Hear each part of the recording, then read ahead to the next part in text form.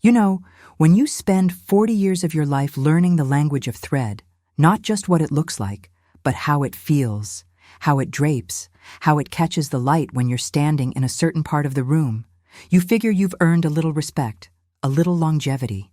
I was Eleanor Vance, and for nearly 4 decades, I was the best textile designer in this city, maybe on the whole East Coast. I could look at a bolt of fabric and tell you its entire life story, where the cotton was grown, which mill spun the yarn, whether the dye bath was rushed, and exactly how many washes it would take before the whole thing started pilling. I'm talking about the real stuff, the art. But the world started spinning faster than my looms could handle. You gotta understand where I was working. Stitch and Swift. They used to be a reasonably quality operation back in the 90s. But by the time I hit 60, they were a monster. A fast fashion behemoth that measured success in microseconds and millions of units. We weren't designing clothes anymore. We were designing disposable trends. I was the head of the Textile Design Lab, a fancy title that basically meant I was the last person standing who remembered how to properly engineer a weave that wouldn't fall apart after a month. I worked out of a small, windowless office on the 10th floor of their massive headquarters down near the Garment District in New York. The office itself smelled vaguely of stale coffee and desperation, a stark contrast to the rich, earthy smell of raw wool and silk I remembered from my early days. My desk was a beautiful mess. It was covered in swatches, tiny scissors, spools of experimental thread, and my collection of vintage magnifying glasses. Right next to that glorious chaos sat the enemy, a sleek silver laptop that screamed efficiency and no soul. The problem, my friends, was Jason Thorne. Jason was 32, wore expensive sneakers, and had the kind of aggressive enthusiasm that only comes from having zero experience and a lot of venture capital backing you up. He was the newly installed Chief Innovation Officer, a title that meant he was tasked with getting rid of everything old, which included me. Eleanor, Jason would say, leaning over my desk, his voice loud enough to carry through the cubicles. We need to talk about scalability and speed.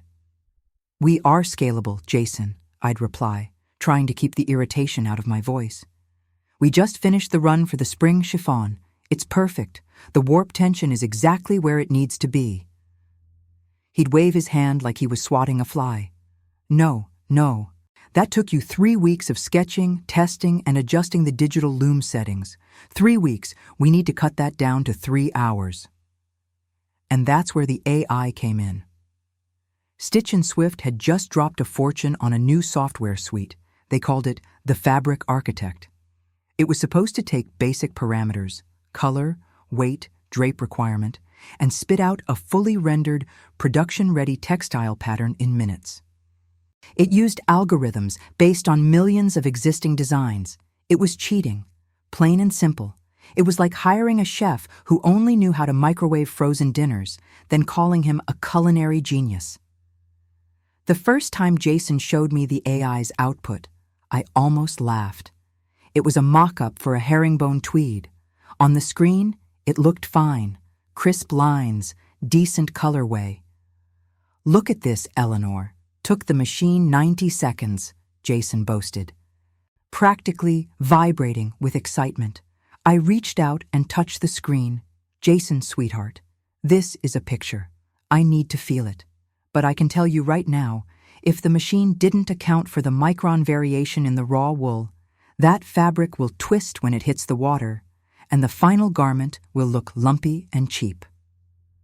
It accounts for variables, he insisted, clearly annoyed that I wasn't weeping with joy. Does it account for the slight, beautiful imperfections that give a fabric life? Does it know the difference between a pattern that just looks right and one that feels luxurious? Does it understand the history of that specific tweed structure, why it was developed, and how small adjustments can honor that tradition while making it modern? I knew the answer. The AI was trained on data, not dedication. It was fast, but it was sterile. I refused to use it, absolutely refused. My team, 2 young designers named Chloe and Ben, who were terrified of losing their jobs, started integrating the AI into their workflow immediately. They were good kids, talented, but they were trained to be fast, not meticulous. They were thrilled to be able to generate 30 new patterns in an afternoon. I kept to my old ways. I still sketched patterns by hand on graph paper first. I still insisted on supervising the test loom runs myself, adjusting the tension by tiny increments until the hand feel was perfect. My designs were slower, but they were masterpieces. They were the reason Stitch & Swift still had a tiny, profitable, premium line tucked away in their catalog, a line Jason barely acknowledged. The tension built up over 6 months.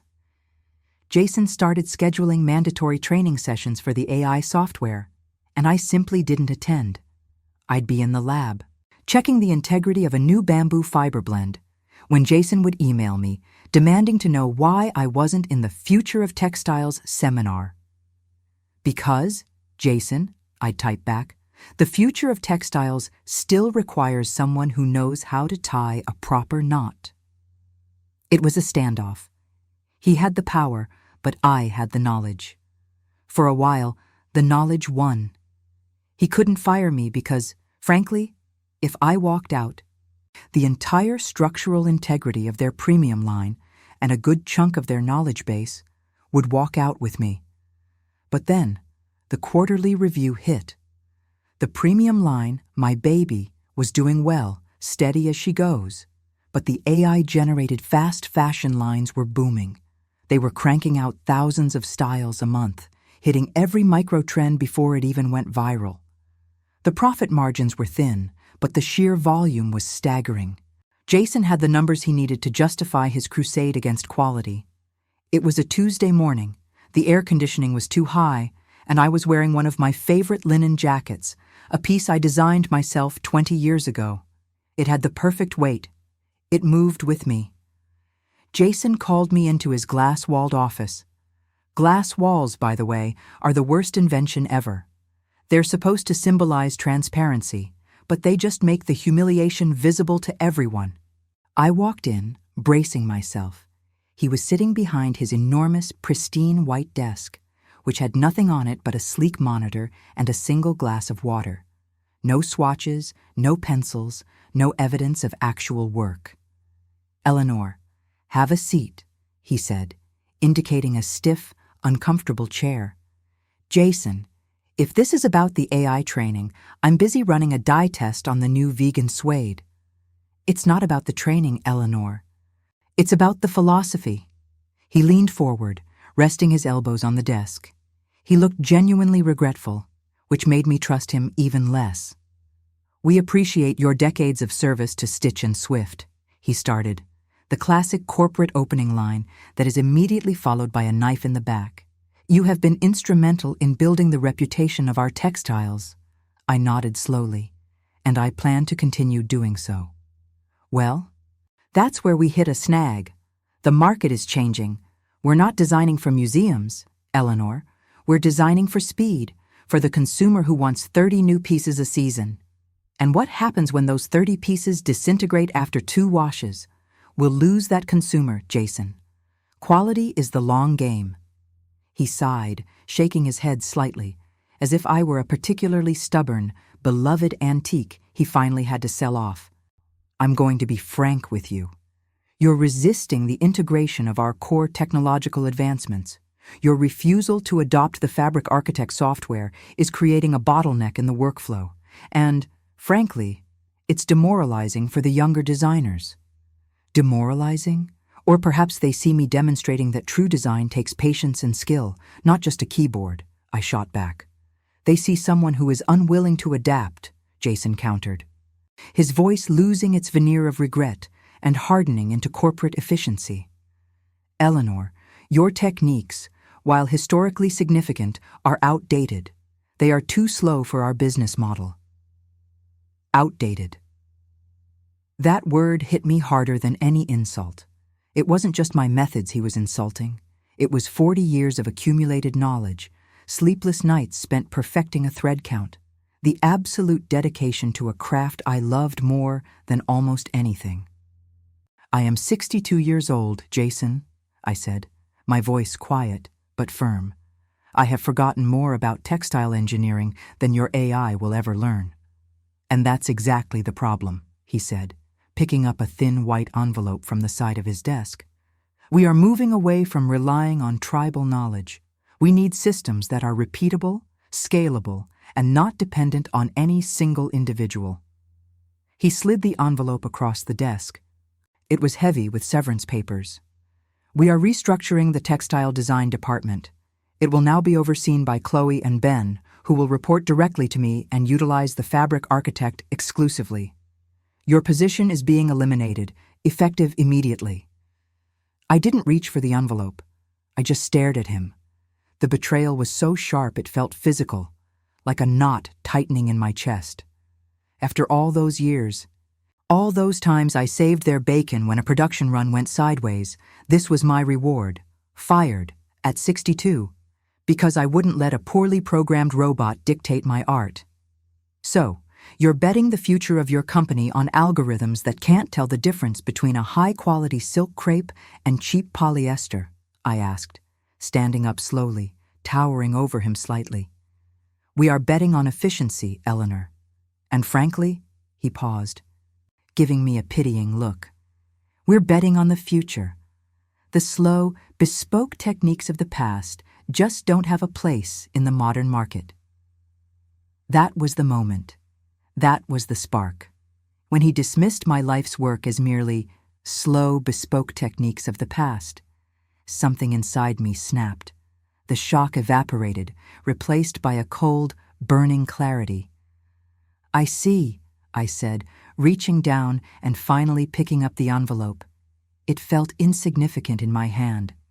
Well, Jason, I sincerely hope those algorithms account for shrinkage, because when I walk out of here, a very large part of this company's heart is going to contract, and you won't even realize it until the seams start to split. I didn't wait for him to respond. I turned, walked out of the glass office, and didn't look back at the stunned faces of Chloe and Ben. I went straight to my desk. I didn't pack the severance papers. Those could wait. I carefully gathered my tools, my favorite thread snips, a pair of worn-down calipers, my grandmother's antique measuring tape, and the small, leather-bound notebook where I kept the formulas for my most complex weaves. These were the only things that mattered. Stitch and Swift could keep the crappy silver laptop and the sterile office. I paused before I left the floor. I looked down at the industrial carpet, then out toward the city skyline. Visible just past the rows of identical desks, 40 years, gone, dismissed. But as I walked toward the elevator, a strange feeling washed over me. It wasn't just anger or sadness, it was liberation. Jason thought he had cut me loose from a dying industry. What he had actually done was free me from a creative cage. I took the elevator down to the lobby, past the polished marble and the security guards who barely glanced at me. I stepped out onto the busy Manhattan street. The noise and chaos suddenly feeling vibrant and alive rather than overwhelming. It was time to prove Jason Thorne and every other fast fashion executive dead wrong. My techniques weren't outdated. They were rare, they were valuable, and they were about to become very, very expensive. The first few weeks were a confusing blur. Being suddenly unemployed at 62 is a strange experience. 1 minute, you're indispensable. The next, you're just another statistic. My husband, Robert, a retired history professor who understood the value of things that lasted, was incredibly supportive. We live in a modest but cozy brownstone in Brooklyn, filled with books and real wood furniture. Eleanor, he said one evening, watching me pace the living room, you're grieving the job, but the talent is still here, more than ever. But what do I do with it, Robert? Who needs a bespoke textile designer when everyone is buying $5 shirts made by robots? I threw my hands up in frustration. I can't compete with speed. I can't compete with zero-cost design. You don't compete with them, he said, setting down his book. You offer what they can't. You offer quality, artistry, and soul. You said it yourself. They've eliminated the heart of the company. Now, You put that heart into something new." He was right. I realized that my anger at Jason wasn't just about being fired. It was about the disrespect shown to the entire craft. Fast fashion had convinced the public that clothes were disposable, but there was still a deep, craving desire for things that were meaningful, things that would last. I started small. I cleared out our dusty, little-used basement, transforming it into my new textile lab. I installed a small, 6-foot sample loom, an old beauty I bought years ago at an auction in North Carolina. It was manual, slow, and required absolute concentration. It was perfect. My vision started to crystallize.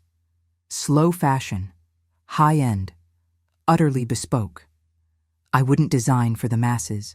I would design for the discerning few who understood that true luxury isn't about the logo, it's about the material. I decided to name the company The Weaver's Knot. It symbolized permanence, strength, and the meticulous attention to detail that Jason had dismissed. The first step was product development. I focused entirely on natural, sustainable fibers, organic cotton, ethically sourced alpaca wool, and fine silk. I used only natural dyes, often ones I brewed myself from local plants and minerals. The colors were rich, complex, and impossible for a machine to replicate perfectly. I didn't use the Fabric Architect AI. I used my hands, my eyes, and my notebook. I spent weeks just working on a single textile, a high-count, incredibly soft cotton twill designed specifically for a women's tailored blazer.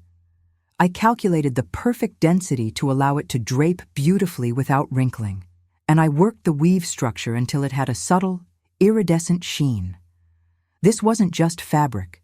This was engineering. This was art. Every yard of this twill took me about 3 days of focused work, including the initial preparation and testing. Jason would have had a stroke, but the result, when I finally held the finished sample in my hands, it felt like liquid velvet. It was heaven. My initial plan was modest, maybe sell small batches online to boutique tailors. I didn't have a marketing budget. I didn't even have a website yet. I just had my product and my conviction. But I knew the industry. I knew the players. There was one person I needed to talk to. Isabelle Dubois. Isabelle was the head buyer for Anya's, one of the most prestigious, old-money luxury department stores in Manhattan. Anya's clientele didn't care about trends. They cared about permanence. They bought investment pieces. Isabelle had an eye for quality that was legendary. She could spot a cheap synthetic from 50 feet away. I had worked with her occasionally back in my Stitch and Swift days on those premium lines, and she always respected my attention to detail. Getting a meeting with Isabelle was next to impossible, but I knew her routine. She was an early riser, and she always had her morning coffee at a tiny, upscale bakery in the Upper East Side that specialized in French pastries.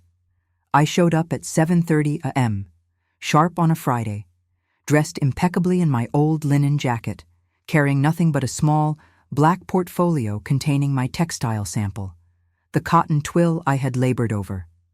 I spotted her immediately. Elegant. Impeccably dressed in a tailored suit, sipping espresso and reading the Wall Street Journal. I walked up to her table, trying to keep my nerves in check. "Isabelle, good morning. It's Eleanor Vance." She looked up, recognition flickering in her sharp blue eyes. "Eleanor, my goodness, I haven't seen you since Stitch and Swift dropped the cashmere blend. You look well." "Thank you. I am well. Better than well, actually. I recently left Stitch and Swift." "Oh?" She raised an eyebrow. I wondered why the quality control on the last shipment of fast fashion synthetics seemed to drop off a cliff. They must be relying entirely on that terrible AI program now. I smiled. She knew. She saw the decline the way I did. They are. And they decided that my outdated methods were too slow for their business model, I explained, leaning closer. Which is why I'm here. I'm starting my own line, The Weaver's Knot, dedicated exclusively to bespoke, slow fashion textiles. I opened my portfolio, carefully pulling out the piece of cotton twill. It was about a yard long, draped perfectly over my forearm. The light from the bakery window caught the subtle sheen of the fabric. Isabel, I didn't come here to talk about my severance package or my frustrations. I came to show you what Stitch and Swift decided they didn't need anymore. She didn't speak. She put down her newspaper and her coffee cup. She reached out with the practiced hand of a true expert and gently touched the fabric. She didn't just feel it, she studied it. She pinched it, feeling the density. She held it up to the light, checking the consistency of the weave. She even brought it briefly to her nose, smelling the subtle, clean finish. The silence stretched for what felt like an eternity. Finally, she looked up at me, a slow, genuine smile spreading across her face. Eleanor, this is exquisite. The hand feel is extraordinary. What is the thread count on this? 450, long staple organic cotton, 0 synthetics, naturally finished. And the weight? It's perfect for the tailoring we need for our core spring collection. It's designed to be tailored. It has structure. But the drape is fluid. It won't fight the seamstress. Isabel held the fabric for another minute, running her thumb across the surface. This isn't just better than anything Stitch and Swift is producing. This is better than most Italian mills I deal with now. They've all gotten so aggressive with speed and automation, they've lost this tactile quality. It takes time, Isabel. I'm slow, I'm small. But I guarantee absolute perfection. She looked straight into my eyes. How slow? Right now, I can produce maybe 50 to 70 yards of this specific material per week, by myself, with my small loom. She laughed softly, a rich, knowing sound. That is painfully slow, Eleanor, but that is exactly what makes it valuable, exclusivity. I am not looking to sell to the mass market. I am looking for a partner who understands that this is an investment piece, not a volume play. Isabel picked up her coffee again. I'll tell you what.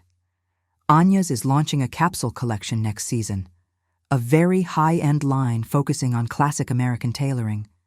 We've been struggling to find the right materials. Everything is either too stiff or too flimsy.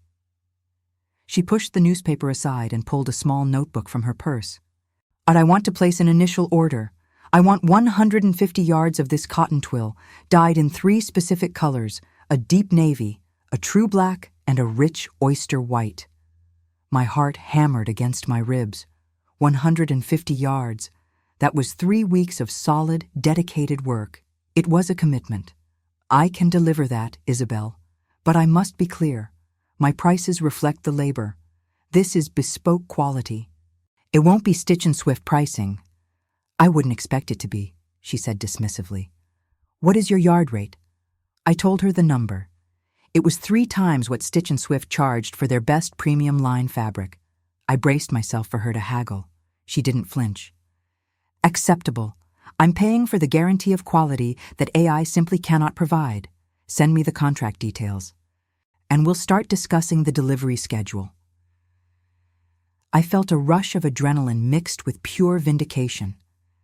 I had been fired for being outdated, and within 2 weeks, my outdated technique had secured a major luxury contract. Thank you, Isabel. You won't regret this. I know I won't, Eleanor, she said, nodding. Now, tell me, do you have anything in a fine merino wool? Something suitable for a winter coat lining? Something that feels like a cloud. That first meeting with Isabel was the turning point. It wasn't just the sale, it was the validation. It proved that there was a market starving for true quality. I went home and immediately got to work. I called a few old contacts, a small, independent dye house upstate that still used traditional methods, and a sustainable yarn supplier in Vermont. I explained my vision: small scale, high quality, zero compromise. They loved it. They were tired of the fast fashion grind too. For the next 3 months, my basement became my world. I was weaving, dyeing, and testing constantly. Robert helped with the business side, setting up the accounts, drafting invoices, and managing the initial contract with Anya's. I was working harder than I ever had at Stitch & Swift, but the difference was profound. This was my vision. Every minute of labor translated directly into the perfection of the final product. The first 150 yards of cotton twill for Anya's were delivered precisely on schedule. Isabel called me personally the next day. "Eleanor, the fabric is magnificent. The tailor said it was the easiest material he's worked with in years. It cuts beautifully. The collection is going to be spectacular." She didn't just pay the invoice, she immediately placed a much larger order for the next season, asking for silks and a specific type of tweed. Word travels fast in the high-end fashion world. When Anya's starts buying a new, exclusive textile, everyone notices. Within a month of that first delivery, I started getting calls. Not from small boutiques, but from the major players. The head designer for Vogue Luxe, a massive high-fashion house known for their red carpet gowns, called me directly. "We heard about the quality of the weaver's knot twill," the designer, Julian, said. "We need something revolutionary for our next collection. Something with a complex, almost three-dimensional texture. Can you do it?" "I can design anything you can imagine, Julian, but it will take time." "Time is irrelevant," he snapped back. "Perfection is the only metric." Suddenly, the quality that Jason Thorne had dismissed as outdated was the very thing that the top tier of the fashion industry was desperate for. They needed materials that stood out, that couldn't be copied by a machine, that justified a four-figure price tag. My small manual loom in the Brooklyn basement was quickly becoming the source of materials for some of the most exclusive garments in the world. I had to scale up. Just slightly. I hired Chloe and Ben. Yes, the two young designers who had been forced to use the AI at Stitch & Swift. I knew they were talented, but they were creatively stifled by Jason's speed demands. I called them both individually and offered them a job that paid well, but more importantly, offered them the chance to learn the real craft again. "Chloe," I said to her over the phone, "I need someone who understands digital tools, but who also respects the process. I don't want you to use AI to design. I want you to use it to model my hand-drawn weave structures, to ensure precision before we commit to the physical loom. We're slowing down to achieve perfection." They both jumped at the chance. They were tired of the fast fashion grind and the soulless outputs of the fabric architect. They missed the feeling of truly making something. We moved the operation out of my basement and into a small, airy studio in an old industrial building in Bushwick. We bought 2 more small, high-quality traditional looms. We were still tiny, but we were meticulous. We were producing textiles that were works of art. My secret project wasn't just my company. It was the re-establishment of the slow, bespoke craft I cherished. I was 63 now, and I was happier and more creatively fulfilled than I had been in 2 decades at Stitch & Swift. And then came the big news. The news that would bring this whole ridiculous circle to a close. Julian, the designer from Vogue Luxe, had used my custom-designed textural silk crepe for his entire collection. The collection debuted at Paris Fashion Week, and it was a sensation. The reviews were ecstatic, specifically praising the unprecedented depth and richness of the materials. The weaver's knot was suddenly a recognized name in global luxury circles. I was sitting in my studio one afternoon, watching Chloe meticulously adjust the tension on a new mohair blend, when Robert walked in, holding his phone, looking absolutely delighted.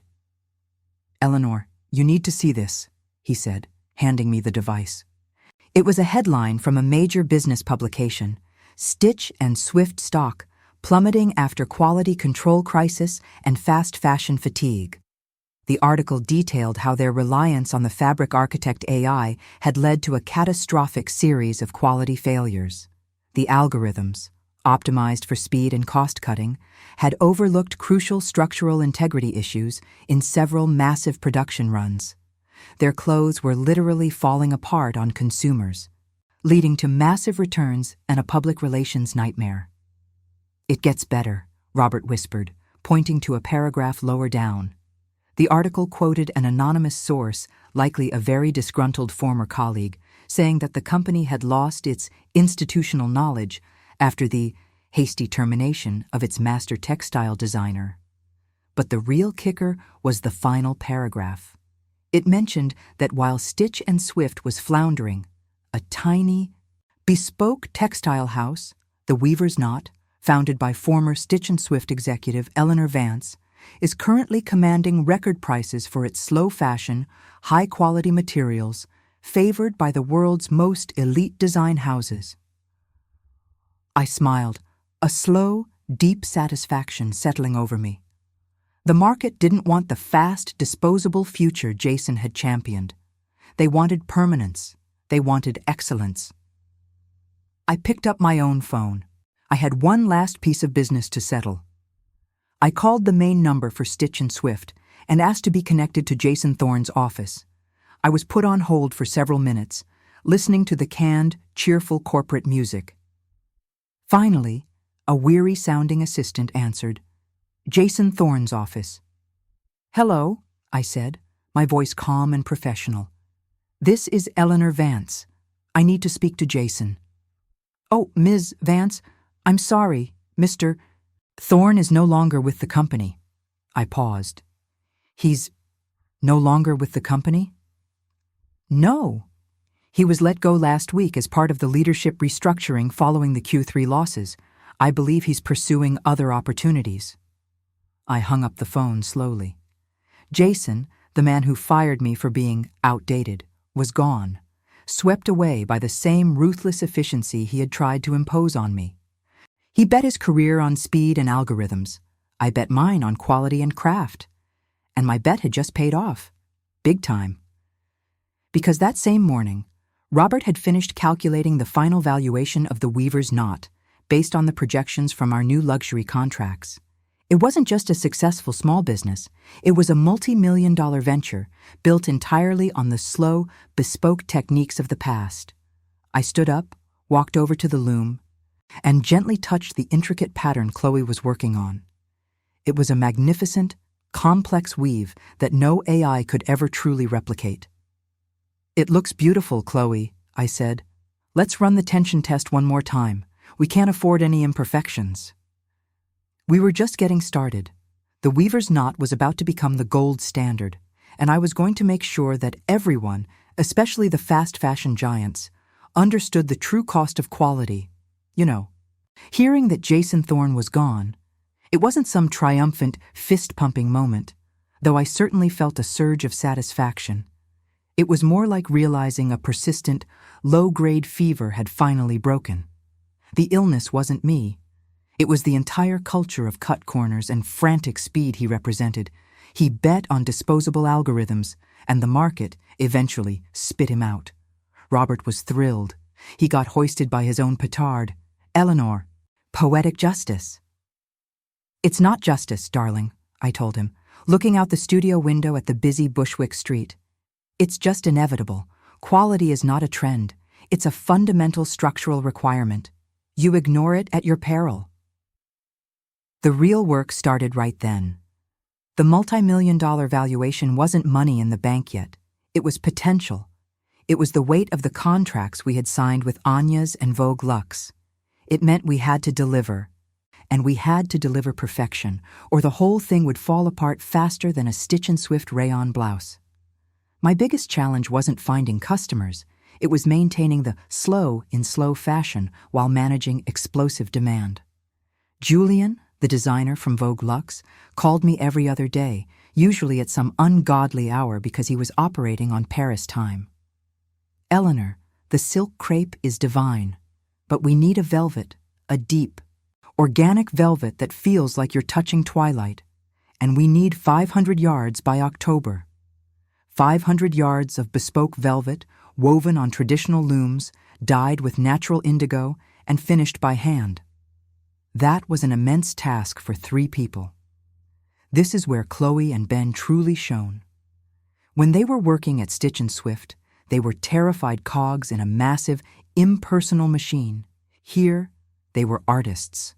They were learning the language of the thread, the way I had learned it 40 years ago. I taught them the importance of the feel, not just the data points. Ben, I'd say, holding up a swatch, the computer can tell you the denier and the twist ratio, but does the computer know how this fabric will age?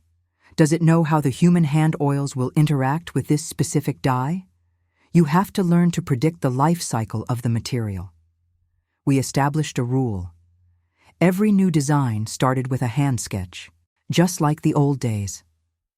Then, Chloe would meticulously translate that into digital loom settings, using the software not to design, but to execute my exact specifications with mechanical precision. We use technology as a tool for accuracy, not as a shortcut for creativity. Ben became my dye master. He had a natural, intuitive understanding of color chemistry. He started experimenting with sustainable dyes made from avocado pits and onion skins, achieving colors so nuanced and rich they made the mass-produced synthetic hues look like cheap candy wrappers. Our studio hummed with focused energy. It smelled of earth, wool, and natural oils, a far cry from the stale coffee and desperation of the 10th floor at Stitch and Swift. We quickly realized the 3 small looms weren't enough. We needed more capacity, but I refused to buy any of the new, ultra-fast, automated looms. They sacrificed the subtle tension adjustments that create truly luxurious drape. I spent a month scouring the Northeast, looking for old, reliable, meticulously maintained traditional looms. I found a beautiful pair in an abandoned textile mill in Lowell, Massachusetts. They were beasts, cast iron, heavy and temperamental, but they were built to last, and they had the capacity for the fine, slow work we specialized in. We hired 2 experienced, older weavers who had been laid off from other mills that had modernized too aggressively. They were thrilled to return to the meticulous standards of the past. We were growing, but we were growing right. We were building a team, not a production line. Meanwhile, the news about Stitch and Swift kept rolling in, and it was grim. Their fast fashion model, fueled by the AI, was collapsing under its own weight. One particularly embarrassing story hit the headlines. A major shipment of their eco-friendly swimwear fabric, designed entirely by Fabric Architect, dissolved when it hit chlorinated water. The AI hadn't accounted for the interaction of the specific, cheap synthetic blend and pool chemicals. Thousands of units recalled, massive lawsuits. The industry was watching. The fashion world, which had been so quick to embrace speed, suddenly realized the enormous financial risk of zero quality control. My phone started ringing constantly with calls from other major luxury brands. They weren't just looking for fabric, they were looking for salvation. They were looking for the antidote to the fast fashion poison. Eleanor, one buyer from Milan said, practically begging over the phone, "We need your guarantee. We need materials that will last 10 years. Not 10 washes." I offered them the weaver's knot guarantee. Every yard of textile we produced was traceable back to the raw fiber source, the dye batch, and the specific weaver who finished the piece. It was accountability that no AI or massive factory could ever offer. This exclusivity and guarantee allowed me to raise the prices again. And they paid them. They paid them because the cost of a failed collection, the loss of reputation, the financial fallout, was far greater than the cost of my slow, perfect materials. One afternoon, Ben was showing me a new batch of alpaca wool he had naturally dyed a rich charcoal gray. It was stunning. "This is exactly what the Vogue Luxe team needs for their winter line," I mused, running the fabric through my fingers. "It has the warmth, but it's light enough to drape." "It took 3 separate dye baths to get this depth, Eleanor," Ben said proudly. "The AI would have just mixed 2 colors digitally and called it a day." "And that, Ben, is why we are successful," I replied. We don't mix two colors, we create a symphony. As our reputation solidified, so did the business side. Robert, bless his historian heart, had become a brilliant CFO. He kept the books spotless, ensuring that every penny reflected the true cost of meticulous, slow labor. One day, Robert came into the studio, looking more serious than usual. He waited until Chloe and Ben were focused on the looms before he approached me. "We need to talk, Eleanor. Serious business talk." "Is the Vermont wool supplier demanding cash up front?" I asked, wiping my hands on my apron. "Worse, we've attracted the sharks," I raised an eyebrow. "Investment bankers?" "A specific shark, Julian Sterling. He runs the Sterling Group. They own half the luxury conglomerates in Europe. They specialize in acquiring high-end heritage brands and scaling them globally while maintaining the prestige. And what does Mr. Sterling want with a tiny bespoke operation in Bushwick?" "He wants to buy us," Robert stated simply. "He's seen the results of the Vogue Luxe collection. He knows that Stitch & Swift is collapsing because they lost the source of quality. And he sees us as the only viable replacement for high-end textile sourcing in the American market." I sat down on a stool, suddenly feeling the weight of the last year. "An acquisition. How much are we talking about?" Robert leaned closer, his voice hushed. "His initial offer is $25 million, Eleanor, for the weaver's knot and for you to stay on as the creative director and guarantee of quality." $25 million. I stared at the loom, the old machine that represented my refusal to compromise. I thought about Jason Thorne, dismissing my 40 years of skill as outdated, and then sliding that thin severance envelope across the desk. That envelope probably contained a fraction of the annual interest on this new figure. $25 million, I repeated, letting the number sink in. It wasn't just money. It was the ultimate, quantifiable proof that my craft was not only relevant, but immensely valuable. "It's an incredible offer, Eleanor. It secures our retirement, and then some. It secures Chloe and Ben's futures. But you have to be sure. If we sell, we lose a degree of control." Control. That was the sticking point. I hadn't fought the fast fashion machine just to hand over my baby to another corporation, even a luxury one. "Robert, I need to meet him. I need to look him in the eye and know that he understands what he is buying. He's not buying looms and inventory. He's buying a philosophy. If he tries to speed us up, if he tries to compromise the quality by even one thread count, the deal is off." Julian Sterling flew over from his headquarters in London 2 days later. He didn't meet me in some sterile Manhattan high-rise. I insisted he come to the studio in Bushwick. When he walked in, he was exactly what I expected. Impeccably dressed, sharp, and radiating quiet power. But he wasn't arrogant. He spent 20 minutes just walking around the looms, watching Ben measure a dye bath, and listening to Chloe talk about the complexity of a double-weave structure.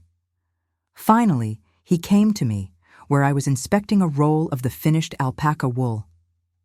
"Miss Vance," Sterling said, his voice smooth and cultured. "I must be frank. What you have built here is revolutionary precisely because it is archaic. You have proven that quality is the ultimate scarcity in the modern market." "And scarcity takes time, Mr. Sterling," I emphasized, looking him directly in the eye. "My textiles are slow, painfully slow by corporate standards. My guarantee is quality, not volume." "I understand that perfectly," he replied.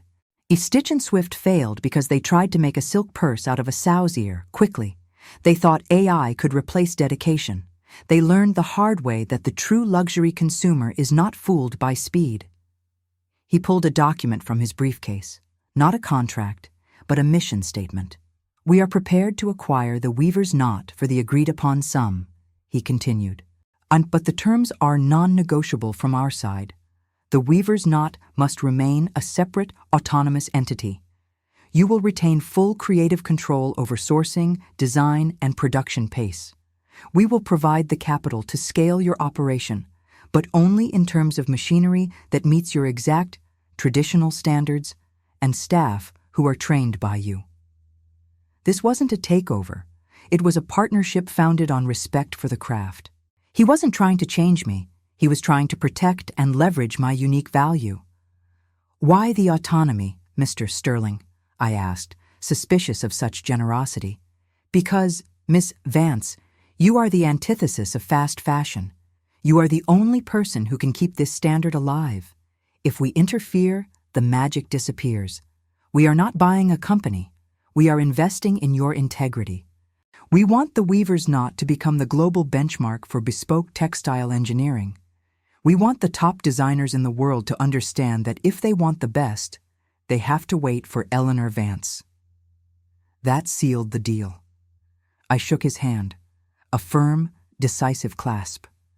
The secret project, my refusal to compromise, my decision to build the Weaver's Knot from the ground up, had just sold for millions. Not because it was fast, but because it was slow, perfect, and irreplaceable. The next few months were a whirlwind of expansion. The Sterling Group poured money into finding more heritage looms and securing the best sustainable fiber contracts globally. We moved into a much larger, beautiful loft space, still in Bushwick, but now equipped with 6 traditional looms and a dedicated, light-filled dye lab. Chloe and Ben, now officially my lead designers, were instrumental in training the new weavers we hired, all people who shared our dedication to the craft. We established the Weaver's Knot Textile Academy, a small, intensive program dedicated to teaching the old ways of engineering textiles. I was 63, a multimillionaire, and running a business that was, quite literally, changing the definition of luxury in America and Europe.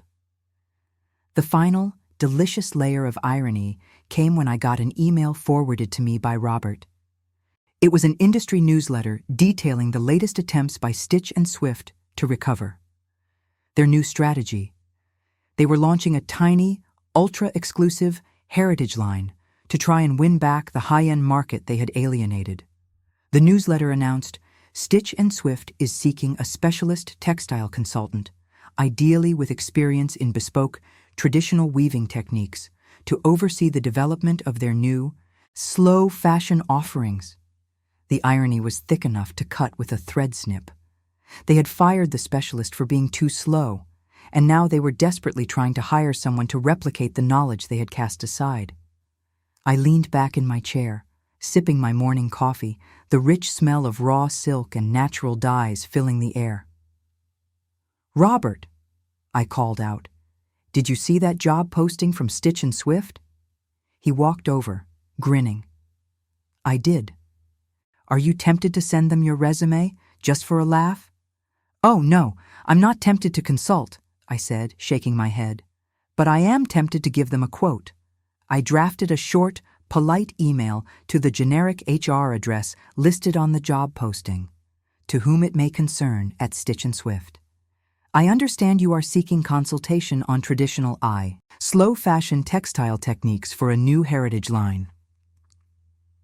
As the founder and creative director of the Weaver's Knot, and due to my extensive proprietary experience in the field, I can offer my services. My current consulting rate is $50,000 per hour, with a minimum retainer of $500,000. I look forward to hearing from you. Sincerely, Eleanor Vance. I hit send. It was pure, unadulterated satisfaction.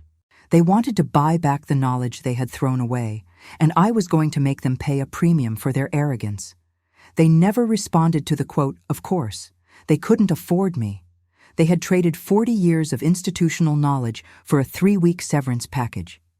And now that knowledge was worth millions. The sale to the Sterling Group had been finalized. The money was settled. The Weaver's Knot was officially launching its new, expanded operation as the premier bespoke textile house in the world. The ultimate revenge wasn't seeing Jason Thorne fail. It was watching my outdated techniques become the definition of modern luxury. I knew exactly what the next step had to be. I needed to solidify my legacy.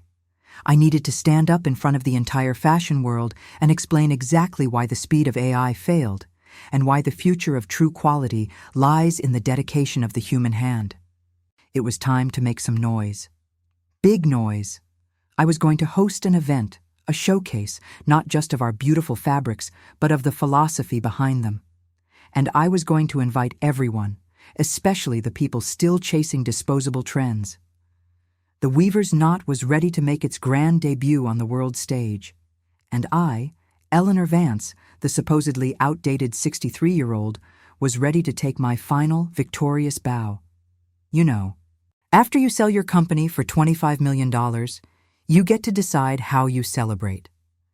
Most people might throw a massive, gaudy party, maybe buy a yacht, but that wasn't my style. I had spent the last year proving that quiet, meticulous quality speaks louder than volume. My victory lap wouldn't be loud, it would be tactile. I decided to host a private showing, a gallery installation really, at a stunning old art space in Tribeca. We weren't showing clothes, we were showing textiles. We were showing the art that lay beneath the seams. We called it the structure of luxury. For 2 weeks leading up to the event, the studio was a frenzy of controlled perfection. Chloe and Ben were like children in a candy store, finally having the resources of the Sterling Group behind us, but still operating with my standards of absolute dedication. They were preparing the final display samples, hundreds of swatches, beautifully mounted and labeled, showcasing the full range of Weaver's Knot materials, the exquisite cotton twill, the twilight velvet, the iridescent silk crepe. "Eleanor," Chloe said one afternoon, holding up a piece of naturally dyed merino wool. This took Ben 48 hours of constant supervision on the dye bath to get this gradient. 48 hours. Stitch and Swift would have run that through a machine in 48 minutes. "And that, my dear," I replied, smoothing the fabric with reverence, "is why this piece is worth more than that entire shipment of dissolving swimwear." The difference wasn't just quality, it was pride. My young team had learned that time invested is value added. They understood that their hands, their eyes, and their patience were the greatest technology we possessed. On the night of the showcase, Manhattan was crisp and clear. The gallery was softly lit, the only real color coming from the textiles themselves. The atmosphere was elegant, refined, and quiet. There was no pulsing music or frantic energy, just hushed admiration. The guests were a who's who of the global fashion elite. Isabelle Dubois from Anya's was there, looking like the queen she is, nodding approvingly at the displays. Julian Sterling, my new partner, stood near the entrance, a picture of confident success, and mingling among them were designers, critics, and buyers from Milan, Paris, and London, all the people who had been desperately seeking materials that matched their vision. I stood in the center of the room, wearing a simple, tailored black dress made from my own cotton twill. It draped like nothing else. I felt grounded, calm, and utterly in control. Before I gave my talk, I saw a familiar face near the back. It was Chloe's mother. She walked up to me, tears welling in her eyes. "Eleanor," she whispered, "thank you. Chloe she's transformed. She used to come home from Stitch and Swift feeling like a robot. Now, she talks about thread count like it's poetry. She found her passion again." That was the real victory, not the money, but saving the next generation of designers from the tyranny of speed. When it was time for my presentation, the room went silent. I walked to a simple, all-wooden lectern, and instead of clicking through slides, I simply placed 2 pieces of fabric side by side on the table in front of me. The first was a swatch of the finest, softest wool we produced, the one that took weeks to perfect. The second was a piece of synthetic tweed, a remnant I had secretly kept from one of the AI-designed fast fashion lines at Stitch and Swift. It looked fine from a distance, but it felt rough and lifeless. I didn't start with a thank you. I started with a challenge. 2 years ago, I began, my voice clear and steady, addressing the sea of attentive faces. I was told my techniques were outdated. I was told that the future of textiles was in algorithms, in speed, and in maximizing volume. I picked up the synthetic tweed. This, my friends, is what the algorithm delivered. It is cheap, it is fast, and it is disposable. It is design without dedication. It is the result of a system that asks, how quickly can we make this? I put it down gently, then picked up my fine wool. I held it up so the light caught the fibers. And this is the result of a system that asks, how perfect can we make this? I let the wool drape over my hand. The industry I left behind, the industry that fired me at 62, believed that the human hand, the human eye, and 40 years of accumulated knowledge were liabilities. They believed that the slight, beautiful imperfections that give a fabric life were inefficiencies to be eliminated. I paused, scanning the room. They were wrong, completely and catastrophically wrong. I pointed to the beautiful displays around the room. The Weaver's Knot is not just a textile company, it is a declaration. It is proof that true luxury is defined by the time and soul invested in its creation. It is proof that consumers, when given the choice, will always crave quality that lasts. I looked directly at Julian Sterling, who offered a subtle, respectful nod. We are not competing with fast fashion, I stated firmly. We are offering the antidote to it. We are not selling clothes, we are selling permanence. We are selling integrity. My techniques were never outdated, I concluded, smiling broadly. And they were simply waiting for the market to catch up to the true value of artistry. Thank you for joining me tonight, and thank you for valuing the work of the human hand. The applause that followed wasn't polite, it was explosive. It was the sound of an entire industry breathing a collective sigh of relief, realizing they had found the bedrock of quality again. After the speech, I spent 2 hours talking to designers, not about prices, but about fiber structures and dye chemistry. It was heaven. Isabel cornered me with a massive new order for a custom winter silk blend. Eleanor, she said, raising her champagne glass, you didn't just win, you redefined the game. Stitch & Swift is a joke now. Their last quarterly report mentioned they are trying to rebuild institutional memory. Good luck to them. I chuckled, thinking about my 50,000 an hour consulting quote. They couldn't afford a single hour of the memory they had so cavalierly discarded. As the evening wound down, Robert and I slipped away, finding a quiet corner near a window overlooking the city lights. You were magnificent, darling, he said, wrapping his arm around my waist. That was the most important lecture you've ever given. It was the most satisfying, I corrected him. I didn't just get my revenge, Robert. I rescued my life's work.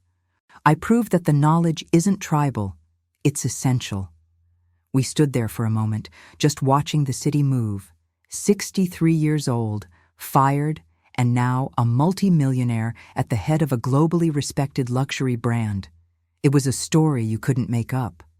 I looked down at the fabric of my dress, running my fingers over the perfect, cool twill. It felt solid. It felt right. You know, I said to Robert, a deep sense of contentment washing over me. Jason Thorne thought he was eliminating me because I was slow. But he was just clearing the way for me to build something that will last, long after his quick, synthetic empire has completely dissolved. I took a final sip of my champagne, the taste of victory sweet and clear. The Weaver's Knot was more than a company, it was my legacy, and it was just getting started. The world needed quality, and I was finally free to give it to them, one slow, perfect thread at a time.